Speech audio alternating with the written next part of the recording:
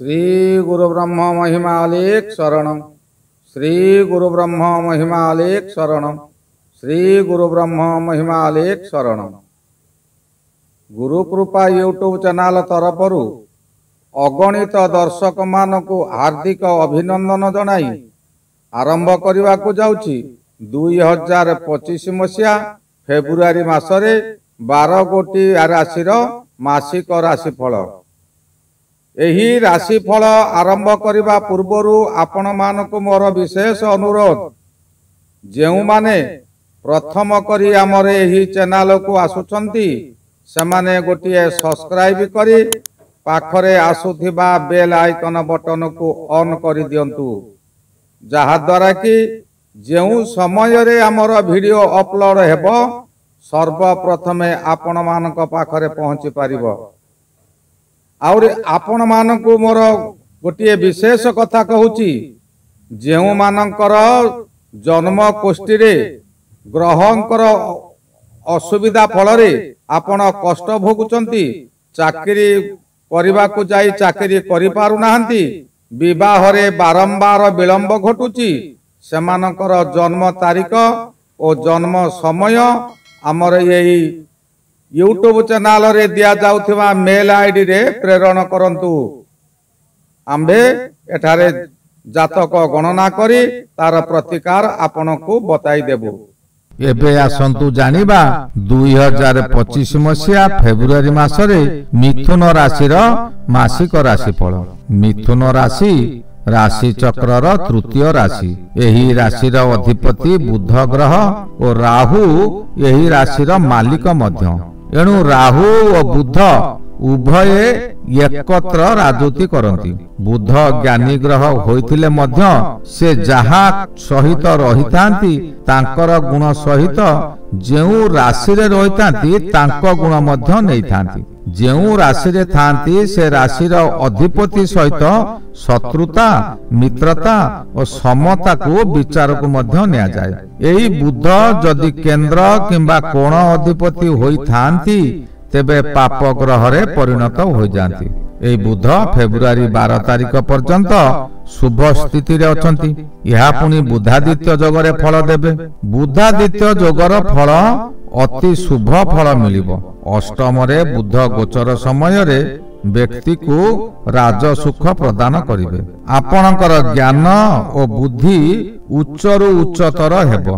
निजको निजे चेष्टा करी उन्नति पथरे आगे जिबे। आपण जेउ व्यवसाय करिवे तहिरे सफल निश्चय हेबे। पुराना व्यवसाय सहित नूतन व्यवसाय आरंभ करिवे।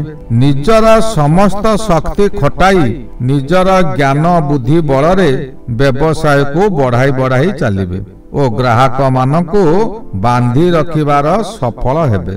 जेउ मानकर बहु दिन धरी विवाह होई पारु नाही किंबा बारंबार एंट्रांस परीक्षा देउचंती किंतु अल्प के फेल मारुचंती, सेमाने यही समय रे बुधर प्रतिकार स्वरूप 21 दिन जे कोनसी बुधवार ठारू किंबा आपणकर राशिर चंद्र सुधी थिबा दिवस ठारू प्रभुंक निकट रे घृतबती लगांतु और परदिन नारिकल चिपिलिका शर्करा घी महू दुग्ध और दही एही सप्तामृत रे बाल्य लीला प्रस्तुत करी प्रभु को अर्पण करी से प्रसाद पिला मानको बंटन करंतु। तुरंत आपणकर कार्य सफल हेबो। राहु ग्रह जे कि मिथुन राशिर उच्चतम ग्रह, से ग्रह मीन राशि रे रही आपणक राशि को द्वितीय चतुर्थ षष्ठ नवम और एकादश को दृष्टि देउचंती। द्वितीय गृह धन और परिवार गृह। जेउ समय रे राहु शुभर रही द्वितीय को दृष्टि दियंती से समय रे धनर सुଅ छुटे। केते बेले केउठारु हेले ताहा कहिबा मुश्किल।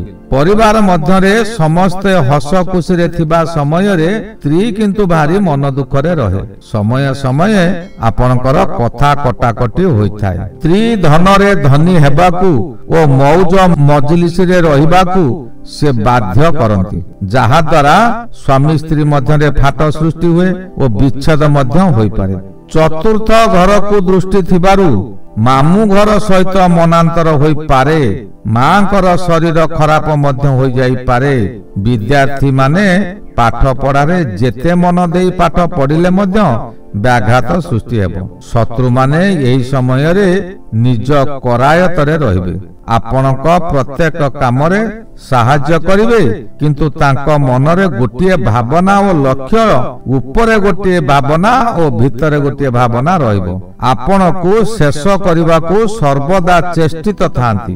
ବିଷ ସର୍ବଦା ବିଷ ହୋଇଥାଏ, ସେ କେବେ ହେଲେ ଅମୃତ ହୋଇପାରେ ନା। ଅମୃତ ସହିତ ବିଷ ଗୋଟିଏ ବୁନ୍ଦା ମିଶିଗଲେ ସେ ସମସ୍ତ ଅମୃତକୁ ବିଷ କରିଦିଏ। ଅମୃତର ସତ୍ତା ହଜିଯାଏ। ସର୍ବଦା ତାଙ୍କ ପ୍ରତି ସତର୍କ ରହିବା ଜରୁରୀ। ମନୁଷ୍ୟର ଶକ୍ତି ଗ୍ରହ ହେଲା ଶୁକ୍ର ଗ୍ରହ। ଶୁକ୍ରଙ୍କର ମାତ୍ରା ଅଧିକ ଯେତେ ରହିବ, ଦେହର ସୌନ୍ଦର୍ଯ୍ୟ ସେତେ ବଢିବ, ଶରୀରର ଅମାପ ଶକ୍ତି ଆସିବ। ଯେଉଁ ସମୟରେ ଶୁକ୍ରଙ୍କର ସୁପ୍ରଭାବ ମନୁଷ୍ୟ ଉପରେ ପଡିବ, ସେ ସମୟରେ ତାର ଚାଲିଚଳନରେ, କଥାବାର୍ତ୍ତାରେ ପରିବର୍ତ୍ତନ ହୋଇଯିବ। ଶୁକ୍ରର ପ୍ରତୀକ ହେଲା ଗୋଲାପ ଫୁଲ। ଗୋଲାପ ଫୁଲକୁ ଯେପରି ଆଦର କରାଯାଏ, ବ୍ୟକ୍ତିକୁ ମଧ୍ୟ ଅନ୍ୟ ବ୍ୟକ୍ତିମାନେ ସେହିପରି ଆଦର କରିବେ। ଏବେ ଭାଗ୍ୟ ଗୃହରେ ଶୁକ୍ର ଅଛନ୍ତି। ଆପଣଙ୍କ ଭାଗ୍ୟକୁ ସେ ପରିବର୍ତ୍ତନ କରିଦେବ, ଜନ ସମାଜରେ ଆଦରଣୀୟ କରିଦେବ। ସେ ଯେଉଁଠାରେ ଥାଆନ୍ତୁ ନା କାହିଁକି, ଯେତେ ନିମ୍ନ ସ୍ତରର ହୋଇଥାନ୍ତୁ ପଛେ, ଏହି ସମୟରେ ଆପଣଙ୍କୁ ଚମକାଇ ଦେବ। ମନ ଫୁର୍ତ୍ତି ରହିବ, ଯୌନ ଉଦ୍ଦୀପନା ବୃଦ୍ଧି ପାଇବ। ନାରୀ କିମ୍ବା ପୁରୁଷ ମାନଙ୍କର ବିପରୀତ ଲିଙ୍ଗ ପ୍ରତି ଆକର୍ଷଣ ବଢିବ। ସମାଜରେ ଆପଣ ଜଣେ ପ୍ରତିଷ୍ଠିତ ବ୍ୟକ୍ତି ହୋଇପାରିବେ। ଯଦି ଜଣେ ଶ୍ରମିକ ହୋଇଥାନ୍ତୁ, ଅଧିକ ପରିଶ୍ରମ କରି ନିଜର ଶକ୍ତି ସେ ଦେଖାଇବ। ଶନି ଗ୍ରହ ମଧ୍ୟ ଆପଣଙ୍କର ଭାଗ୍ୟ ଗୃହରେ ଅଛନ୍ତି। ଶନି ଓ ଶୁକ୍ର ପରସ୍ପର ମିତ୍ର ଗ୍ରହ, ଏଣୁ ଶନି ପରୀକ୍ଷା କରି ସାରିବା ପରେ ଫଳ ଦେବେ। ଆପଣ ଯଦି ଏହି ସମୟରେ ଖରାପ କାମ କରିବେ, ମଦ ମାଂସ ନାରୀ ଲୋଭରେ ପଡିବେ, ତେବେ ଧୀବର ଯେପରି ଗୋଟିଏ ମାଛକୁ ଲକ୍ଷ୍ୟ କରି ମୁଣ୍ଡଳି ଜାଲଟିଏ ପକାଇ ଦିଏ ଓ ବୁଲି ବୁଲି ଚତୁର୍ପାର୍ଶ୍ୱରେ ପଙ୍କରେ ତାର ଫାଶିକୁ ଚାପି ରଖେ, ଯାହାଦ୍ୱାରା ମାଛଟି ଆଉ ବାହାରକୁ ଯାଇପାରିବ ନାହିଁ, ସେ ନିର୍ଦ୍ଦିଷ୍ଟ ଏରିଆ ମଧ୍ୟରେ ଘୁରି ବୁଲିବ। ସେହିପରି ଶନି ତାର ବଳୟ ମାଧ୍ୟମରେ ଆପଣଙ୍କୁ ବାନ୍ଧି ରଖିବ। ସର୍ବଦା ଦୃଷ୍ଟି ରଖିଥିବ। ମାସର 13 ତାରିଖ ପରଠାରୁ ରବି ଗ୍ରହ ଶନିଙ୍କ ସହିତ ମିଶିଯିବେ ବା ଗୋଟିଏ ଗୃହରେ ରହିବେ। ବାପା ଗୋଟିଏ ବର୍ଷ ପରେ ମିଳନ ହୋଇଛନ୍ତି। ଏହି ସମୟରେ ଉଭୟ ଗ୍ରହଙ୍କର ବଳ ବଢିଯାଏ। କଥାରେ ଅଛି, ବାପ ଥିଲା ପୁଅ ସଭାରେ ହାରେ ନାହିଁ। ଏଣୁ ଶନି ଅଧିକ ବଳବାନ ହୋଇଯିବ, ନିଜର ପରାକ୍ରମ ଦେଖାଇବ। ଦଣ୍ଡ ଦେବାର ସମୟ ଆସିଗଲା, ଏବେ ସେ ଦଣ୍ଡ ଦେବେ। ଆପଣଙ୍କର ମସ୍ତିଷ୍କ ସ୍ଥିର ରହିବ ନାହିଁ। କାହାକୁ କଣ କହିବେ ତାହା ଆପଣ ଠିକ କରି ନ ପାରିବାରୁ ଗଣ୍ଡଗୋଳ ମାରପିଟି ହେବ। ବ୍ୟବସାୟ କରୁଥିବା ବ୍ୟକ୍ତିମାନଙ୍କର ପ୍ରଭୃତ କ୍ଷତି ସହିବାକୁ ପଡିବ। ଆପଣ ନିରୁପାୟ ହୋଇ ଧର୍ମ କାର୍ଯ୍ୟରେ ମନ ଦେବେ, କିନ୍ତୁ ମନ ଅସ୍ଥିର ଥିବାରୁ ପାଗଳ ପ୍ରାୟ ହୋଇଯିବେ। ଧର୍ମ କାର୍ଯ୍ୟରେ ବାଧା ଆସିବ। ଯେଉଁଆଡେ ଯିବେ ସେଇଠାରେ ଖାଲି ନିନ୍ଦା ଓ ଅପମାନ ପାଇବେ। ସନ୍ତାନ ମାନଙ୍କ ଉପରେ ବେଶୀ ପ୍ରଭାବ ପଡିବ। ସନ୍ତାନ ମାନେ ଅମାନିଆ ହୋଇଯିବେ। ଆପଣଙ୍କୁ ସନ୍ତାନ ମାନେ ମାନିବେ ନାହିଁ। ଆପଣ ଯାହା କହିବେ ତାହାର ବିପରୀତ କର୍ମମାନ ସେ କରିବେ। ଆପଣଙ୍କୁ ପ୍ରତ୍ୟେକ ସ୍ଥାନରେ ନିନ୍ଦା ଓ ଅପମାନ ଦିଆ କରାଇବେ। ରବି ଅଷ୍ଟମରେ ଅଛନ୍ତି। ଅଷ୍ଟମ ରବି ଅତ୍ୟନ୍ତ ମାରାତ୍ମକ। ଆପଣଙ୍କୁ ରୋଗଗ୍ରସ୍ତ କରି ପକାଇବ। ଶିର ପୀଡା ହେବ। ଆପଣ ଯାହାକୁ ଦେଖିବେ ବିରକ୍ତି ପ୍ରକାଶ କରିବେ ଓ ଆପଣଙ୍କ ଉପରେ ସମସ୍ତେ ବିରକ୍ତି ହେବେ। ରାତ୍ରିରେ ନିଦ୍ରା ହେବ ନାହିଁ। ବ୍ଲଡ ପ୍ରେସର ବାହାରିବ। କଣ କରିବେ କଣ ନ କରିବେ ଆପଣ ସ୍ଥିର କରି ପାରିବେ ନାହିଁ। ରାସ୍ତାରେ ହେଉ କିମ୍ବା ଗୃହରେ ହେଉ ଦୁର୍ଘଟଣା ଘଟି ଆଣ୍ଠୁ ପୀଡା ହେବ। ଏହି ସମୟରେ ଲିଙ୍ଗଗତ ସମସ୍ୟା ମଧ୍ୟ ଦେଖା ଦେଇପାରେ। ଆପଣ ଦକ୍ଷିଣ ଦିଗକୁ ଯାତ୍ରା କରିବେ। କଥାରେ ଅଛି, ଯେଣେ ଇଚ୍ଛା ତେଣେ ଯା, କର୍ମ ଘେନି ବୁଲୁଥା। ସେଠାରେ ମଧ୍ୟ ଆପଣ ଶତ୍ରୁ ପୀଡାରୁ ମୁକ୍ତି ପାଇପାରିବେ ନାହିଁ। ମାସର 13 ତାରିଖ ମଧ୍ୟରେ ଅତି ଅଶୁଭ ଫଳ। ଦକ୍ଷିଣ ଦିଗରୁ କୌଣସି ଅଶୁଭ ଖବର ମଧ୍ୟ ପାଇବେ। 13 ଠାରୁ ରବି ନବମକୁ ଯିବେ। ନବମ ରବି ଯେଉଁ ସମୟରେ ଚଳନ ହେବେ ସେ ସମୟରେ ପୁତ୍ର ଓ ମିତ୍ର ଗ୍ରହ ସହିତ ଆପଣଙ୍କର ଯେଉଁ କାମ ସହଜରେ ହେଉଥିଲା ତାହା ଆଉ ହୋଇପାରିବ ନାହିଁ। ମନରେ ବିତୃଷ୍ଣା ଭାବ ଜାତ ହେବ। ଆପଣ ଧର୍ମ ଅଧର୍ମ କିଛି ଜାଣିପାରିବେ ନାହିଁ। ହତାଶ ହୋଇଯାଇ କିଛି ବି ଭୁଲ କାମ କରିପାରନ୍ତି। ଆତ୍ମୀୟ ସ୍ୱଜନ ମାନେ ଆପଣଙ୍କ ଠାରୁ ଦୂରେଇ ଯିବେ। ଆପଣଙ୍କ କଷ୍ଟ ଆପଣ କେତେ ଅବା କଷ୍ଟ ଭୋଗିବେ। ଏହି ଫଳ ଫେବୃଆରୀ ମାସର ଶେଷ ପର୍ଯ୍ୟନ୍ତ ଭୋଗିବେ। ଯଦି ଆପଣ ପୂର୍ବରୁ ଅମାନିଆ କିମ୍ବା ଅହଙ୍କାର କାର୍ଯ୍ୟ କରିଥିବେ ତେବେ ଏହି ଫଳମାନ ଓଲଟା ହୋଇଯାଇପାରେ। ଆପଣ ଧୈର୍ଯ୍ୟ ଧରି ଭଲ ଥିବା ସମୟରେ ଉତ୍ଶୃଙ୍ଖଳ ନ ହୋଇ ଶୃଙ୍ଖଳାର ସହିତ କାର୍ଯ୍ୟ କରନ୍ତୁ। ଆପଣଙ୍କର କଷ୍ଟ ସମୟରେ କଷ୍ଟ ପାହାଡ଼ ପର୍ବତ ପରି ଆସିଲେ ମଧ୍ୟ ଗୋଟିଏ ଟେକା ସଦୃଶ ହୋଇଯିବ। ଏକାଦଶ ଅଧିପତି ଓ ଷଷ୍ଠ ଅଧିପତି ମଙ୍ଗଳ ନିଜ ରାଶିରେ ରହି ଚନ୍ଦ୍ରମାଙ୍ଗଲ୍ୟ ଯୋଗ ସୃଷ୍ଟି କରୁଛନ୍ତି। କୌଣସି ଅଶୁଭ ଗ୍ରହଙ୍କର ଦୃଷ୍ଟି ମଧ୍ୟ ନାହିଁ।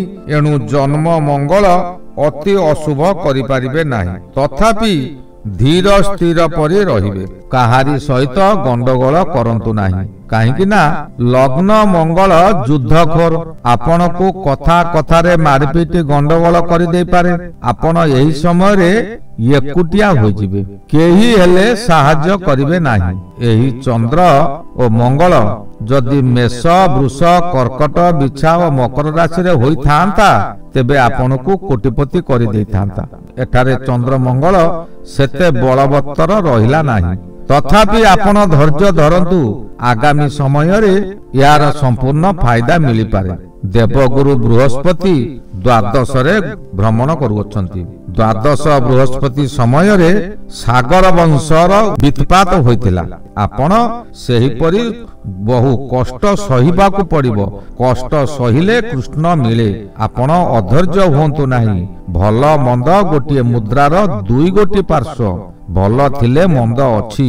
ସେହି ଦ୍ୱାଦଶ ବୃହସ୍ପତି ଆପଣଙ୍କର ଚାଲିଛି। ଏଣୁ ସତର୍କ ରହି ସତ୍କର୍ମ କରନ୍ତୁ, ନଚେତ୍ ସଗର ବଂଶ ପରି ହୋଇପାରେ। କେତୁ ଗ୍ରହ ଆପଣଙ୍କର ମିଥୁନ ରାଶି ସକାଶେ ନୀଚ ଗ୍ରହ ଚତୁର୍ଥରେ ବିଦ୍ୟମାନ। ଚତୁର୍ଥ ଗୃହ ମାତୃଗୃହ ଓ ସୁଖ ଗୃହ। ଏହି ସମୟରେ କେତୁ ଗ୍ରହ ଚତୁର୍ଥରେ ଥିବାରୁ ମାତୃପୀଡ଼ା ଦେଖାଦେବ। ନିରୋ ପ୍ରୋବ୍ଲେମ ଦେଖାଦେବ। ପେଟ ରୋଗ ମଧ୍ୟ ହୋଇପାରେ। ଏ ସମସ୍ତ ବିପଦରୁ ମୁକ୍ତି ପାଇବା ସକାଶେ କେବଳ ପରମ ବ୍ରହ୍ମଙ୍କ ଭରସାରେ ରହିଯାଆନ୍ତୁ। ପ୍ରତିଦିନ ବ୍ରାହ୍ମ ମୁହୂର୍ତ୍ତରୁ ଶଯ୍ୟା ତ୍ୟାଗ କରି ପ୍ରାକୃତିକ ଔଷଧୀୟ ଜଳରେ ସ୍ନାନ କରି ସୂର୍ଯ୍ୟ ଉଦୟ ପୂର୍ବରୁ ପ୍ରଭୁଙ୍କୁ ପୂର୍ବମୁଖା ହୋଇ ମୁଣ୍ଡିଆଟିଏ ମାରନ୍ତୁ। ଘୃତବତୀଟିଏ ଜଗତ ମଙ୍ଗଳ ନିମନ୍ତେ ଅର୍ପଣ କରନ୍ତୁ। ଦେଖିବେ ଆପଣଙ୍କର ଦୁଃଖ କଷ୍ଟ ସବୁ ଦୂର ହୋଇଯିବ। ଏହା ବ୍ୟତୀତ ଆପଣଙ୍କର ଜନ୍ମ ଜାତକରେ ଥିବା ଗ୍ରହ ଦୋଷ ଓ ମହାଦଶା ଅନ୍ତର୍ଦଶା ଫଳ ମଧ୍ୟ ବିଚାର କରି ତାହାର ପ୍ରତିକାର କରନ୍ତୁ। ଏହି ଗଲା 2025 ମସିହା ଫେବୃଆରୀ ମାସରେ ମିଥୁନ ରାଶିର ମାସିକ ରାଶିଫଳ। ଏହାର ପରବର୍ତ୍ତୀ ରାଶି କର୍କଟ ରାଶି ବିଷୟରେ ଆଲୋଚନା କରିବା। ସେ ପର୍ଯ୍ୟନ୍ତ ବିଦାୟ ନେଉଛି। ଶ୍ରୀ ଗୁରୁ ମହିମା ଅଲେଖ ଶରଣ। ଶ୍ରୀ ଗୁରୁ ମହିମା ଅଲେଖ ଶରଣ। ଶ୍ରୀ ଗୁରୁ ମହିମା ଅଲେଖ ଶରଣ ଶରଣ ଶରଣ।